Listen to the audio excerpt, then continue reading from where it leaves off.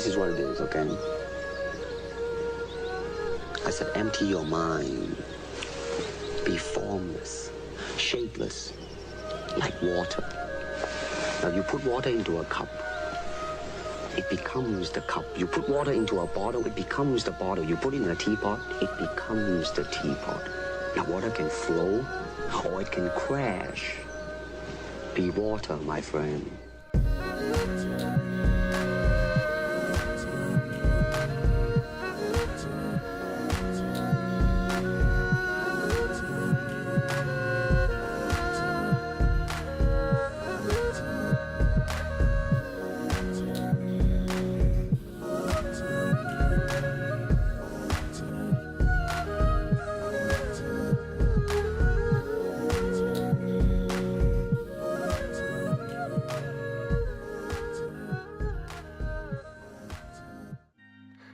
Welcome to the 48th episode of the Deployment Dojo. This is a live show where we introduce and discuss software installation topics using the WiX Toolset. I'm your host, Rob Mensching, and joining me once again is my very good friend and first student of deployment, David Edson. David, how you doing, my man? Pretty good, thanks. All right, I know you just got back from vacation or work vacation or whatever. We took last week off, and we left the dojo in a complete mess. And Nice. you were supposed to remind me at the last episode, and because I totally spaced it. Things don't work. I think it's probably the easiest way to say it, right? All right. We've been getting too excited about making progress and doing things that we've kind of lost track of making sure that things keep working. So we're going to take a breather here. We're going to get back into this since we skipped last week. This is going to be a nice review. We're going to go over all the things, not over everything. We're basically going to figure out what's wrong. And I think as part of that, it'll give us a chance to kind of walk through where we've been and what we've done and get ourselves ready to go forward. But I know I've had a number of people comment that they like it when things go wrong because it makes it, well, one, the show is real, and two, they see things on how you kind of put it back together. So I figured today will be a great show for us to do exactly that. Put things back together, David. Ready? All right. Yep. Sounds good. All right, let's go do that. All right. Oh, I got to push the right buttons. Kind of what? Zero. Here we go. I've cleaned everything out. We're up on main, on the main branch again. All cleaned up from where we are. Remember last episode we did that whole merge module thing that's in our history, but not in our project. Right. Because merge modules are not useful. Don't use it. I take that back. They're useful for very narrow scenarios, and none of those scenarios are appropriate for us because we're using the WiX Toolset, and because we're using the WiX Toolset, we can use WiX libs instead of merge modules, and we are. All right, let's get this started. Episode 48, new branch. Yes, create. Why does it prompt me again here? Okay, whatever. I don't know, Visual Studio, kind of being silly. And then we'll get our build command updated for episode 48. This is a nice little, gets me back in the typing feeling. I know everybody's like, why do you always do this at the beginning? Well, it gets me typing here. And also it gives me a chance to, put this nice little header here. So the history has a nice clean start. You can see where each episode starts. That's why I keep doing these things. All right. We will save that file. Please do, episode 48. And we are now ready to go debug this. I really wish I had a minute. If I thought about it, I thought about it just before the show. I wish I had the thing where Morpheus and Neo are there and, all the white room where all the guns fly by them and they're blowing Neo's mind at all this. And then they transition to the dojo and he's like, I know karate. That's what I wish we had, because that's what we're going to be doing. We're going to be cleaning up our virtual dojo with all the things that are busted. What's busted? I don't actually know. All I know is that every time we looked at it, something didn't look right. So let's go ahead and get all the code built. Like I said, I cleaned out everything, so we're going to see everything built. Our native DLLs, our class libraries, our WixLib that contain those class libraries, our package, and everything succeeded first time. So everything's building. We do have that for us. So how do we know things are working? We're going to bring up the dojo. Sandbox. I call this, to me, is a dojo. Does that not feel that way to you, David? Yeah, this kinda. feels like me. This is the dojo. I wish I could set the background to the background of the dojo thing every time, but that's fine. All right. I also made a discovery. Should we debug first or should we do my discovery first? Depends on what the discovery is. All right, I want to do the discovery first. It's going to cause us to shut this down. I was playing around with some things, and every time we install an MSI right here, this doesn't refresh, right? Right. We always have to come into it and edit. All right, so if we look at our Dojo start, let's see, is it in here? I hope it's in here. Dojo start.command. Yay. We're not launching Regit. That's fine. I think we're going to need the services thing, so we're going to leave that on.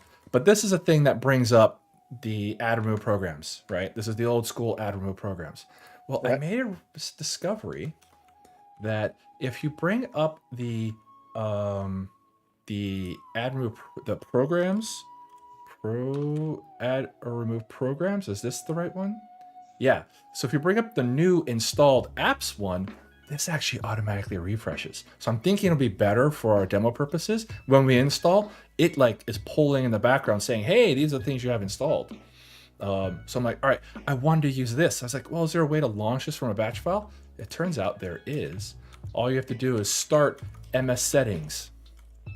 Oh, all right. Okay.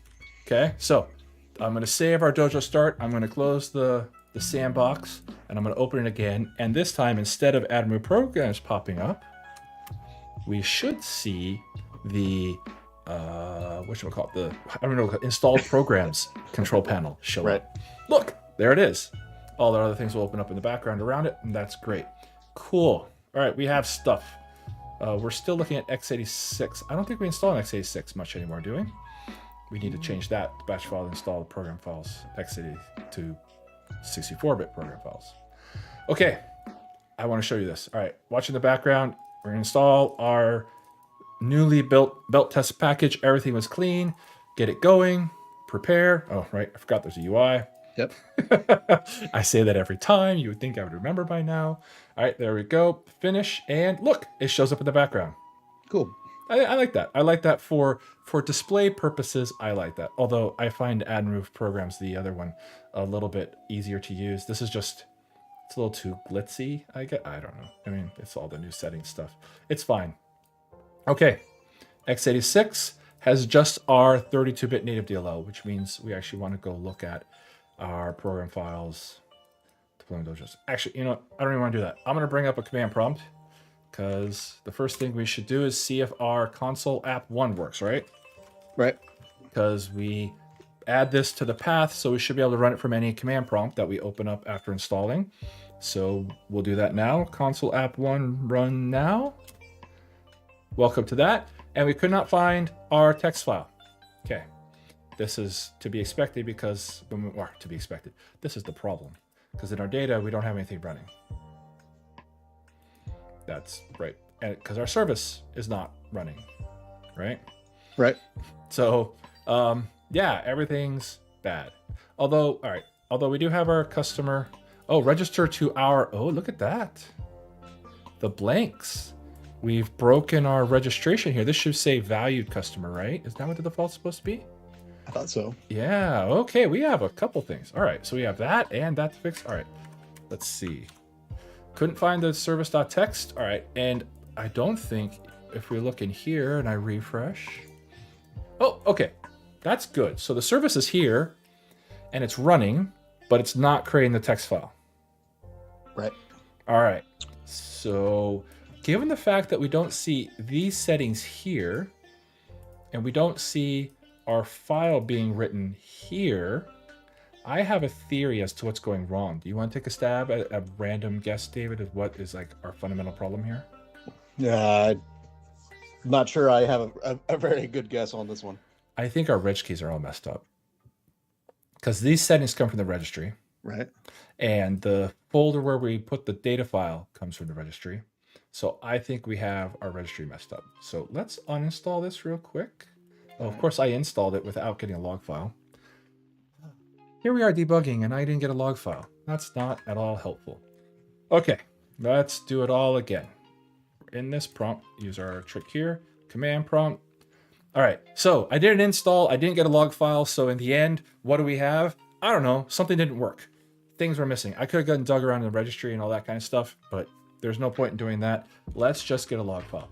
I used to have this argument with testers all the time. They'd be like, it didn't work. And I'd be like, great, where's the log file? And they'd be like, I didn't get a log file. I'm like, great, something doesn't work. That's nice. And they're like, well, aren't you going to look at it? I'm like, no, give me a log file. Then I'll look at it because the log file is going to tell us a lot. All right. So, hey, knock, knock, knock. Let's go get a log file. All right. MSI exec this, go get a log file. Woohoo. We have an i.text now. And look, our belt test shows up in the background. I do like that auto refresh, David. I really do. So you can see it, and it shows our version number right there, 00, because we're doing a dev build. Dev builds are only 00. All right. Let's take a look at this text file. Make it a little bigger. What are we looking for? I don't know. We're going to go look for our registry keys. And when I do that, and I don't have all of it in front of me, it's kind of a, what are we searching for? So let's go look for registry, and I don't remember.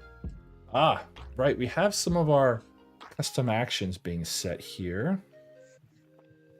Assign customer from registry is false, set data folder is false. This is a clean install, so that's all fine. Right, because we don't have any values. There's our scheduling, right? Registry values. All right, actually, this is an interesting thing while we're looking at this. So I'm just searching through this reg file. I'm going to go back to the top. Let me go back to the top. I'm going to search for the word registry. We haven't talked about this much, David. All right. All right, so we look at this where we have assign customer from registry. That's our custom action, if you remember, right? Where we pull the registry, where we do a search if the value is already there so we can keep the same value and do upgrades. Right. If you remember that from before. All right. And we can assign from the command line. We didn't set any of these values, so these are all false. That's great. Okay. So the next registry I search is you start seeing, hey, now it's doing the remove registry values. Now this is a built-in action from the Windows installer doing remove registry values. And you're like, oh, okay. So the Windows installer is removing registry keys. It does that before it writes them. That's fine. It chooses to remove keys and then add them. All right, fine. So remove registry keys or route values. Sorry, that's what it's called. And we get this. I don't know why it shows up 3 times. It's like, hey, I'm going to do this, and then you get this message saying, hey, I started and then I finished here. And due to some logging things, you can get these kind of overlapping. It's annoying. You have to kind of like read through the lines to see what's going on. But we could see that this happened in less than a second, right? 12:40:05, 12:40:05. All right, great. And then here we are doing the write command. And so it's like, hey, this essentially is announcing we're going to do this command. And then we did it. We started it here. And then we did a write registry values. We're like, okay. But nothing happened in between there. That's bad because we're supposed to write some registry keys. And then we come down here. And now you see we have this action start. And you're like, wait, why did we have those start, stop, and then way down here later, we actually have the list of the thing being written. All right. And this confuses people when they're looking at log files. And I don't think we've talked about this before. But the Windows installer takes your MSI. We do that communication in the UI and all those things in the UI sequence. We talked about that before, right? Figures out what it's going to do. And then actually it goes through the execute sequence one time and says, here's all the things I'm going to do, which is basically, it's creating a log. It's creating a transaction log. It's like, here's all the operations I'm going to do. And then it goes through that log. Then it does that log, which actually does the operations. So what we saw before in the log file was the statement with the Windows installer saying, hey, these are the operations I'm adding to the log file. And now we're at the part of the log file where it's saying, hey, here's where I'm actually executing them. Does that make sense? Now, the problem is that in the log file, they don't explicitly say, hey, we're doing the action to write the log. They don't like make that really clear. So you just have to know when you're searching, you find it twice. The first time is the writing log file. The second time that you're finding them is the actual. Okay. All right. So here we are, action start, and notice here we're opening some reg keys and we're writing them. Here, reg, add value. I don't know, is that too small? There we go. So to belt test, we wrote the values and the value standard. Okay, that seems good. And then we wrote the file name, data.txt. This all seems okay so far. Okay. And then write environment strings. Okay. I don't see anything necessarily. Oh, here's the count file folder. And we wrote the registry key. Okay. So what this log file is telling us is that we opened our key and we wrote our values. So the registry keys are there, at least according to the Windows installer. right? Right. So we're going to keep going down and no more registry. Okay, cool. This makes sense. This is what I expected to see from the log file. I expected us to see that we would have that little red searching in the beginning during an app search, which is the first thing we saw, to set the value, to remember the values from the registry. And then we would see entries saying, hey, I'm doing the actions, which is not actually doing the actions. It's basically saying, I'm planning the actions. I'm writing them in the transaction log. And then we would again see the actions where we're executing that which is written to a log file. So everything here looks good. So now I have a new hypothesis, which is a problem, or which is the new thing. These registry keys are written. Let's go open regedit. We successfully installed, belt test is installed. Yeah. So HK local machine, software, belt test, here we go. This key right here, this is the 64-bit key, is it not? Oh, yeah. Yep, this is the 64-bit key. And what's the chances that our executables are still reading 32-bit stuff? Yeah, probably high. Probably high. All right, cool. So that's a new hypothesis. Let's go back and go ahead. All right, so what we did was validate, because this is the other thing that used to happen all the time in installation, or like when I worked in Office and Visual Studio and Windows, it was always like, oh, the app doesn't work. We did the install, therefore it's the install's fault. And they'd always give it back to you. And then you'd be like, all right, well, give me a log file. They go back and give you a log file. And then you find out that everything looks like it's being written correctly. And then you'd be like, really? So what's the problem? Well, let's go look at the code and see if we've actually found it's the dev's problem. All of our registry reading is wrapped up in our little class library, right? We have class library 1. We centralize it as the interface to our registry keys. So this should make it easier. And here we're doing registry value, get value, HK local machine, software belt test. And then we're passing null, which is the default value. And we have get value, get value, get value. And then we have set value of kind there. And I'm pretty sure that the default for this is, oh, I should comma there, is 32-bit, because we're a 32-bit, if we're a 32-bit executable. And because we're any CPU, I bet we're getting compiled for 32-bit, or that's the default that it's getting set to. So, which way do I want to solve this? There's a couple ways we could solve it. This is my hypothesis. So I don't remember how to, from get value, to get the 64-bit to force it to give me the 64-bit. I'll have to go look online pretty soon if I want to try to do that. The other way is to try to force my class library to be 64-bit. And you can do that in your settings in here. Now this is build, I think. This is that. No, it's not prefer 32-bit. Platform x64. Any CPU, x86. Huh. So it's definitely any CPU. And you see this thing here which says prefer 32-bit. Right. That is when your any CPU, of course, when your managed code gets sent to a computer, any CPU isn't a CPU. It has to then get turned into, just in time compiled to a platform.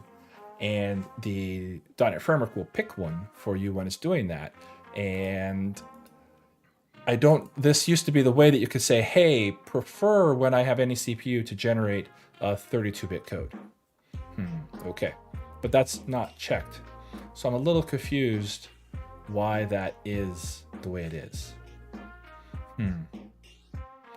So one thing we could do is we could go in our configuration manager, and instead of having these guys be 32-bit, I can make them 64-bit. Or we could look. Let's try to figure out, go on the internet and do C# registry read 64-bit key. Should we try Stack Overflow, David? Yeah, you can. I don't know how much I trust Stack Overflow. All right, so I want later than that. Compile your... Hey, look, they said the same thing. Compile your application 64-bit. They're saying the same thing. I thought there was another registry key or a registry setting I could do to make it read 64-bit, but it looks like my memory's not correct. Oh, you're passing the registry view registry when opening the desired registry key. That's what I want. I knew there was something. Registry 64, open view. Enum registry view. Okay, where is this used? Do I have to open the key first? All right. All of chat's over here. Go, wait. We know what you're doing. All right, so let's see. Registry, open, local machine, open subkey, and is one of my options. I don't really want any of those permissions. That's not what I want. How do I use registry view? Doop-a-doop-a-doop-a-doop.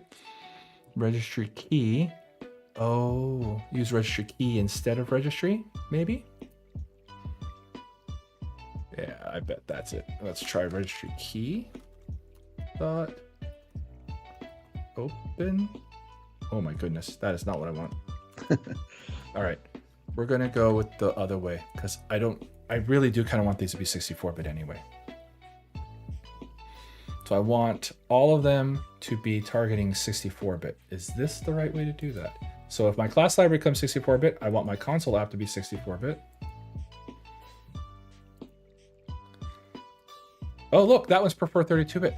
Oh, okay. All right, I'm going back to any CPU. All right, cool. So remember I was saying, I don't know why I couldn't set this prefer 32-bit? Right. The reason is because the .NET Framework starts at your entry point and says, I will start compiling your code from here down into this architecture. Well, this is a class library. It's not where it's not where the process starts, right? At this DLL gets pulled into process. All right. So our console app one is my prefer 32-bit. And there's the mystery. Okay, good. I feel better about myself now. I was really surprised I couldn't change that. So what's happening is we said our code is any CPU, and when we get put onto a 64-bit machine, we have this bit set that said, hey, when you put me on a 64-bit machine, prefer to run me as x86 code. Right. All right. So our process on the 64-bit processor, being any CPU, is being run as 32-bit. So the whole thing is now 32-bit, and everything it uses is 32-bit. I'm going to uncheck this. And now when our any CPU ends up on a 64-bit, it will be 64-bit process. And I'm going to do that for all of these guys because they probably all have the same thing. Build, prefer 32-bit. Yeah, I don't know why they picked that first. Is it? Especially in this stage. Say, was that the default? Whenever. Yeah, I haven't touched this. Yeah. And it doesn't seem like, I don't know why. Probably backwards compatibility. This is the most compatible. All right. So remember how we talked about how the Windows installer only let you build x86 and x64 ARM64 packages? You had to specify your architecture, and that you could ignore all of that with your managed code. This is where that was a lie, right? You really do have to still know sometimes what your architecture of your app is. And this experience that we're going through right now is totally what I was used to dealing with apps. You're like, oh, well, setup is wrong. It's doing it wrong. And in this case, no, it was a setting in the apps that needed to be changed, and a setting that's not necessarily well known. All right. I think I went through all the managed code, and I made them all any CPU, but prefer or do not prefer 32-bit, which means that when we get them on x64, they should be x64 this time. Right. Cool. All right. Cool. So in the end, have we made any setup changes? I don't think we have. All we've done is we learned a little bit about managed code. All right, here we go. Spin up. There's our apps installed. I don't like that it won't remember. I don't know. Maybe I could get these things to. Okay. Try to get these things on back. Show up. All right. Ben, x64. Nope. All right. Yeah, that's fine. All right. Run from the command prompt, Rob. Okay, here we go. MSI exec. Switch I. Make that bigger for you guys. Belt test L star vi.text. There we go. Install, get a log file. Here we go. Oh, right. I didn't hit QB. When I did QB last time, it did a quiet install. Here I did not, so I get the UI this time. That's fine. This means I have to push more buttons. All right, our belt test is here. We saw Deployment Dojo, the x86 only version, because we are there. Let's just see if it works this time, right? All right. Here we go. So if this works, That means that when we type console app1.exe, actually we don't need the exe, but console app1, which are setup added to the path, and we launch this, the .NET Framework is going to pick this up, go, oh, this is any CPU code. Oh, I need to then just-in-time compile this any CPU code into a particular architecture. It no longer has the preferred 32-bit architecture in it, so it should pick 64-bit. And by being 64-bit, it should reach the correct registry. Right. All right, here we go. 1, 2, 3. Standard console 1 registered to our value customer. Yep. Not a setup bug. Pretty cool. Cool. We fixed the dojo, and we went through the experience that I went through many a time, especially my early days in Office when I was young and people would blame it on me all the time. I mean, sometimes for good reason. It's not like I didn't make mistakes, but Right. But many a time where you'd be like, "There we go, everything in setup looks fine. Something is wrong with your app." Now it just so happens that we're going to go dig into this and help and sit with the dev team, and there we go. We figured out their problem. This is great. Everything's working and no setup changes. Should we look at our diff? Yeah, actually, Yeah. I'd like to see that. Yeah, I think the diff will be interesting. Oh, and we should look around, actually. Yeah, okay, that's one app. Let's run our other app. Make sure that looks good. Okay, standard and valued. That looks good. And we should be able to change this to fixed customer. That's not right. Not fixed customer. That's bad. Awesome customer. There we go. We'll save. Elevation. Oh, I was waiting for the elevation prompt, but we're in the sandbox, which means there are no elevation prompts. And when we run the console app again, clear screen and run console app again. Awesome customer. Woohoo! We're reading the correct registry keys, and we wrote the correct registry key. And our Windows service is running and writing our correct it. And actually, if we go look, there's no files in x86. If we go look at program files, deployment dojo data, there's our data file, as we'd expect it to finally, because our service is running. I think we've got everything working, right? Console app, Windows Form app, and Windows Service. Yep. Definitely counting. Okay. Quit. And close the correct window. Get too many of those X's close together and I close the wrong thing. That, and everything's been saved and built here. So let's look at our Git changes. Make this window a bit smaller. Okay, class library. I don't think we want any of the changes that came in here. What did I do? Oh, I took out a... We'll keep that, right? That's clearly a typo. But you know what? We're going to do the correct thing, and we're going to do fix typo. Hey, we're fixing the dojo. We're cleaning it up. Yep. All right, cool. Commit that. All right, class library 1. What is the change? The change is platform target any CPU. All right, but notice... This platform target is on. I would back up a second. All right, you see these property groups? Right. This is how you define things in MS Build. We talked about properties. And you'll notice these are big, ugly things because these are the original .NET Framework projects. We'll talk about the modern ones soon. So we have this property group, and it defines a bunch of stuff. That's good. Then we have this property group, and notice this has a condition on it for only debug. And then here's our setting. And then notice here's our release, but it does not have our setting in it. Okay, so this is a thing I don't like about using the Windows, the UI inside Visual Studio sometimes, because it will be like, oh, you're in the debug configuration. Let us set the setting there. And I can show you where that's at. So console app properties, you control that by what is active up here. All right, so we look at build. Where's my setting? Console app application. Build. Oh, I unchecked it. I was looking for the check mark. It's gone already. All right. So there's the preferred 32-bit, not checked. That's good. And we're in debug. So if we switch to release, look, it comes back. So this is the thing. I do not like this behavior in Visual Studio. So how do I solve that? You know what we're going to do? This is one of the main reasons I use code for editing projects a lot of times, because I just want to take care of this.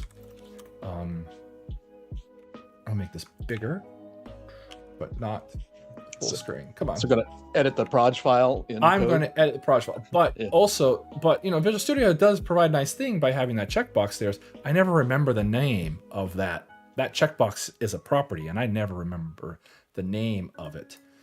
So I'm going to go to this view, and we're going to this one, and I'm going to take this line, and I'm going to put it up here. So I took it out of the one that has debug on it. Let me see if I made this wider. Okay, so I took it out of the one that's debug, and I put it in the one that is not debug, right? And that's for everybody, okay? Right. I'm gonna do the same thing for console app. Actually, now if I save this, will it reload? Yes, reload, please. Boom, look, oh, active debug, and if we look at release, oh, it's still set. Console, oh, did I not do console app 1? Which one did I do? I did do console app 1. Oh, I didn't save it. Sorry, my mistake. Let's try that again. There we go. Reload. Active, and then release. Oh, it keeps remembering it. That's strange. Ooh. I'm going to close the solution because I feel like Visual Studio is fighting me. All Right. Close the solution. They shouldn't be doing that, but here we go. All right. This is console app 1. All right. That's fine. Let's go. Platform target any CPU. Well, we don't need that. That's noise. We didn't change that. That's just left over. So class library, console app 1, IT config. Notice it did the same thing. Debug release. I'm going to pick this up, put it in the correct spot. Windows Form app, same thing. Take our preferred 32-bit. Oh, to be fair, that's a pretty decent name for that property. I don't know that I would have remembered it. I know I wouldn't have remembered it. So the UI had the value and telling us what the value was, and then I remember to go look at the diff in Git and then make sure that we put it everywhere. All right, cool. Now, did VS Code save for me automatically? I think it did. Oh, failed to save. Locked, retry. Overwrite, please. Yes. Okay. I don't know. Yeah, I think Visual Studio is fighting me on some of these. So there we go. All right, cool. Now let's open up a Visual Studio and just double check to make sure that my typing was correct. Martin, in my experience, people will blame the installer and force it to write 32-bit registry. Yeah, you're not wrong, Martin. So Martin brings up the point that a lot of people would blame it on the installer, and then rather than fix the app, they would just force the installer to change. No, just write 32-bit reg keys. And we could have done that. We could have gone in that path, but that's not what we want. We have a 64-bit app, 64-bit package. We want the right thing to be done. So we did the right thing and pushed back on the dev team. It'll help the dev team get to the right answer, which is make sure their things are set correctly. Do not prefer a 32-bit app when you're on a 64-bit system. All right, let's see. So that looks good. I switched to release. Console looks good. Let's look at like format. We'll do one more spot check. All right. Okay, prefer 32-bit. When I switch to release, the right thing happens. Optimized code comes on. I like that in release. All right, make it faster, but do not make it 32-bit. I think this looks good. So we have fixed the dojo. All right, so first, I like this change. Do you like this change, David? I like the settings. Yeah. Yeah, so I'm gonna keep it. And this is going to be message. Use the installed apps settings control. Use installed apps control panel. Wow, I cannot type today. Instead of ARP. There we go. Over 50 characters, that's fine. I'm fine going at 50. All right. Use the installed apps control panel settings instead of ARP. All right, I think that makes more sense. All right, cool. Now let's actually commit the work that we did. Prefer 32-bit. Prefer 32-bit. Prefer 32-bit. Prefer 32-bit. So Martin, I was just thinking. Martin said some people don't want to do the right thing to be done. They just want to be done. You can send them this video instead and say, here, see? Many times you just have to fix the app. Don't make setup more complicated just because you don't want to fix your app. Fix your app. All right, so the root problem is manage code should be, or make manage code 64-bit on 64-bit. Yeah, that's fine. Machines. Cool? That makes sense? Yep. All right. This fixes the applications when we noticed the deployment dojo was broke. I blame David. There we go. I'll take it. All right. There we go. I think that I staged all those changes. I'm going to commit them. I don't know. I'm committing them now inside VS Code. I'm using Visual Studio. This is actually, I do this quite a bit, like jumping between whatever. I can use the command line to push if we want, but whatever. Cool. All right. I want to do one quick thing. If we wanted to force those back to 32-bit, there was a way that we could have done that. We would have gone into the place where we're writing the registry keys. And do you remember that bitness trick we pulled, David? An episode or two ago inside the merge module? Yeah, I remember you. Yeah. Yeah. I kind of remember that. Yeah. Right. So we could make these always 32-bit, which would force these to write the 32-bit registry keys. Right. So we chose here to fix the apps and make them 64-bit on 64-bit machines. Mm-hmm. If for some reason you were like, no, really, we want to install a 64-bit package, but have the any CPU managed code compiled to 32-bit, or for whatever reason want to build these applications 32-bit, even though you're installing a bunch of 64-bit stuff, for some reason, probably a backwards compatibility reason, then we can force these keys to be 32-bit this way. And, we'll test it after I get this going up, because we're not going to keep these changes. So I'm going to go ahead and declare this victory, right? Right. Publish branch. Does that send me to GitHub? No, it didn't send me to GitHub. I want to go to GitHub, please. Show Git output. That makes me sad. All right. How do you get to GitHub? You follow here. GitHub deployment dojo. Deploy dojo. And we go into belt test. We'll make it a little bigger. And it will tell us, hey, you have a compare and pull request. All right. So this is episode 48. And while this is compiling in the background, look at that 0. What am I doing? Episode 48. I cannot find the home row today. That's really what it comes down to. And then debugging the dojo. All right. So we're going to create that pull request, and we're going to let that thing run around in the background while we go and turn off this prefer 32-bit thing. I don't know, we'll just do that real quick. Okay. And we'll do it outside. Yeah, we'll do it outside. Console app 1 CS proj. Hey, where'd it go? Prefer 32-bit.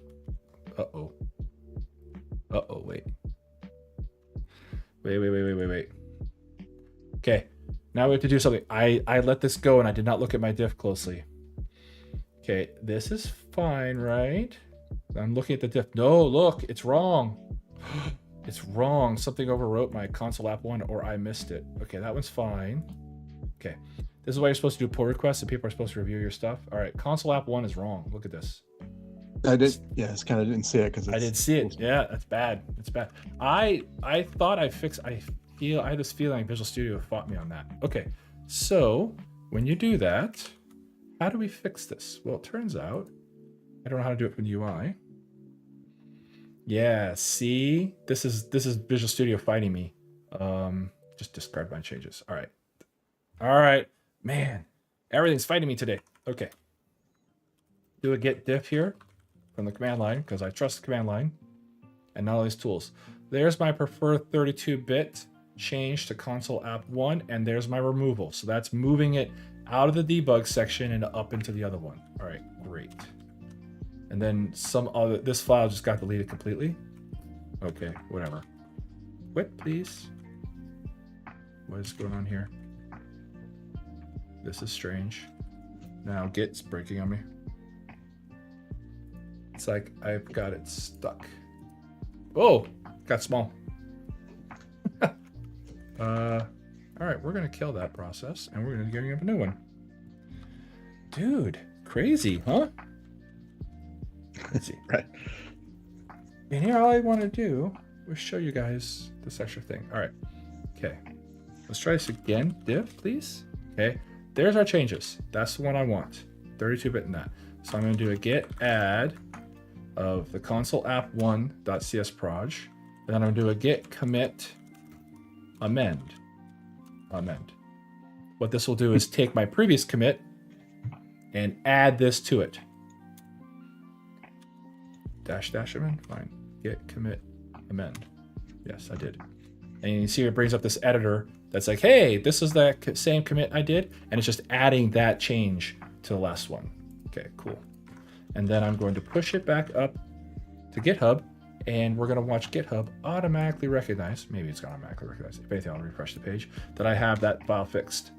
Push, go. Does GitHub recognize it automatically? Yeah, there it is, refresh. It recognizes it. Hey, something changed. There we go. Now let's look at our change. There we go. We're now in the right property group. All right, cool. So it's a good thing we looked at the PR, right? Right. All right, cool. So the PR has been updated. It will do another build. It's going to start all over on the build. That's great. We'll let that go in the background. Okay. Visual Studio is making me nervous. I'm going to close Visual Studio. Yeah, see, just reload everything. Don't save because I don't know what you've changed. And we'll do it all from VS Code down here real quick. All right. Get status. What change? We've modified that. Okay. I don't want to modify that yet. Git checkout -- to undo what I did before. You guys get a little crash course in Git while we're doing it. Okay. There we go. All right. Everything's all cleaned up and everything like that. Okay. So we did our changes. We set the correct prefer 32-bit setting. Well, one, we cleaned up this semicolon. We set our prefer 30-bit, prefer 30-bit. All this is prefer 32-bit, and we're now using our settings with build 48. Okay, that's what we've done. That's what we're going to commit. We're going to go back and do this little quick side quest here to see how we would, if we wanted to keep everything 32-bit instead of removing that. Wait. Prefer 32-bit false. Why is it default? I don't like things that are off by default being true. Does that make sense? Yeah. If you don't specify it's true, it's like, I don't like that default. Anyway, that's the one that Visual Studio shows. Okay, so what we're going to do is we're going to bring up our code, and we're going to search everywhere. Search everywhere for prefer 32-bit. Great. We're going to find all these things. We're going to unset this everywhere, so we're going to go back to where we did prefer 32-bit. Okay? Okay. And we're going to go a different route. Instead of fixing this way, which I think is the better way, all right, we are going to fix it by sending all of our reg keys. So our apps are now, let me try. Why are you, just overwrite, please. Man, this thing is really having problems updating. Okay, we deleted that everywhere. Oh, man. What a pain today. Okay, all my files are updated. Now, great. So if we install this on our machine again, and we let it run, the .NET Code framework will bring up the executables, look at them and go, oh, these guys prefer to be 32-bit, even though we're on 64-bit, compile for 32-bit and get us back in the place where we started this whole episode, reading registry keys from the 30-bit hive, and of course not finding them because all our registry keys are in the 64-bit hive. Right? Okay, I'm restating the obvious, hopefully getting everybody back online. All right, let's say we need to do that. Like we purposely need to be 32-bit processes. We're loading things at 32-bit. I don't know, whatever reason. If that was the case, you can still handle that by going into your components here, and you go into the registry keys, and on the component that has a registry key, you say, I'm going to force you to be always 32. So force this to always be a 32-bit registry key. So when we write this, it'll always be 32-bit. And when we write this one, always be 32-bit. And then for this component, we want this to be, this one's trickier. This one's trickier because we don't want the reg keys to be, we want the reg keys to be 32-bit and the file to not be 32-bit. Right? We want the file folder to still be 64-bit. Okay. Because that's where our files are installed, right? We're installing them in the 64-bit location, but we want the reg keys in the 32-bit. So in this case, we would have to split this. You got to pull the file out to a different one. Yeah, I'm going to pull that out that way. And I don't know, this is probably going to work out okay. Oh, and then bitness equals always 32. Okay. All right. There's a little bit of a hack. This is definitely not like all of this. I don't think is the correct way to go about solving this problem. I think the correct answer was to make the app a 64-bit. But this is the sort of things you would do. Let's see if I'm right. Let's see if that's enough. And since we haven't done it for a while, let's just do a build from the command line. All right. Here we go.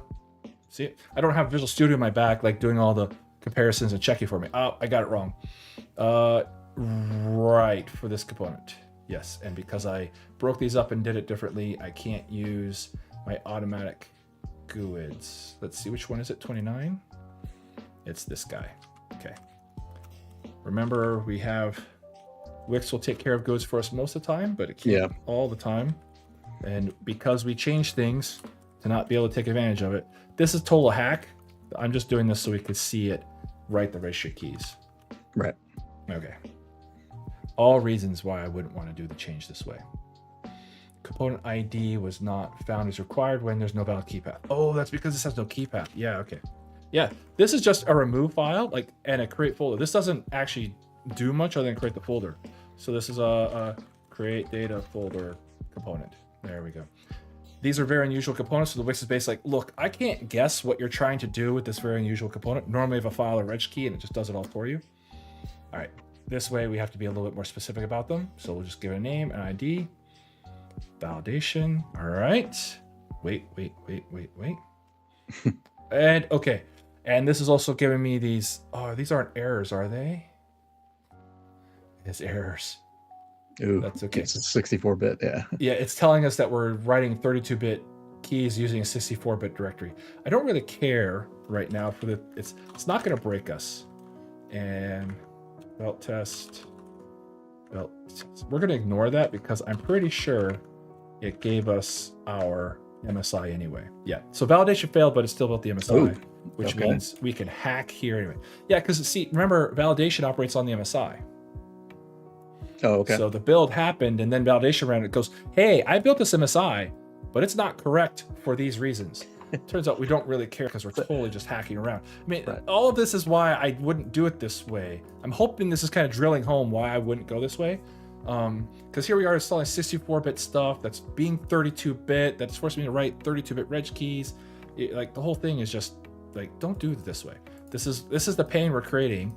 And look at how much more work we've added to the installer to make this happen, right? Like all of this is reasons that I would push back, and why Martin's right that you will get teams that will say, hey, you know, the installer's wrong anyway, and push on it. And like, no, you're making your install worse by not solving the root problem. Now, I'm assuming that this is the right way.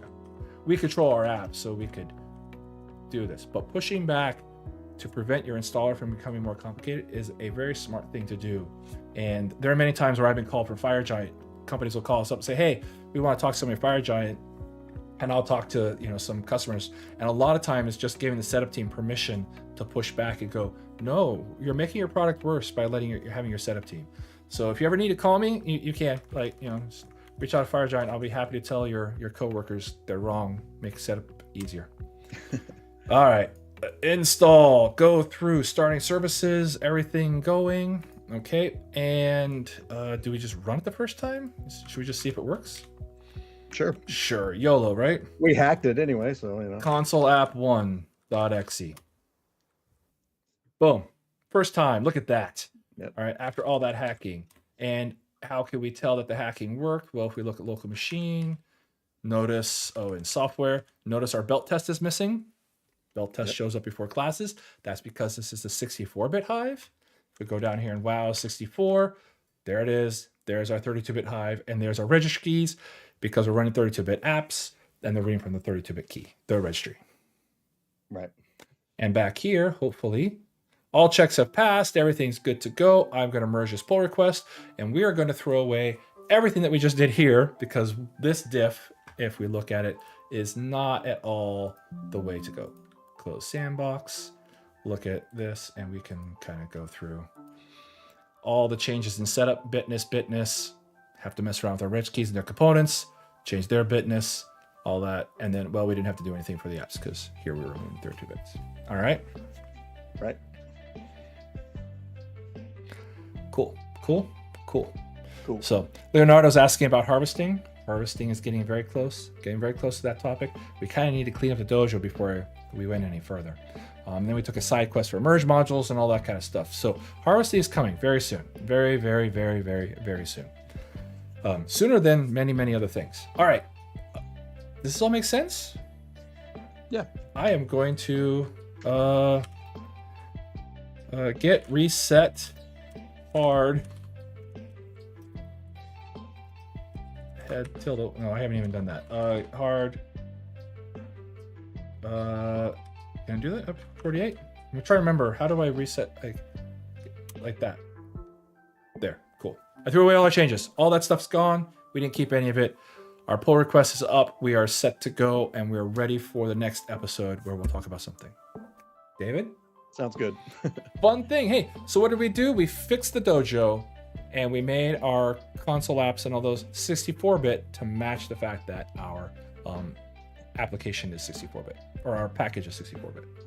So we're now cleaning 64-bit all the way up. Excellent. Excellent. All right. This is fantastic. I hope you guys had a good time with us. We'll be back next week, and we'll do all this again. So until then, you guys keep coding. You know I am. Bye. See ya.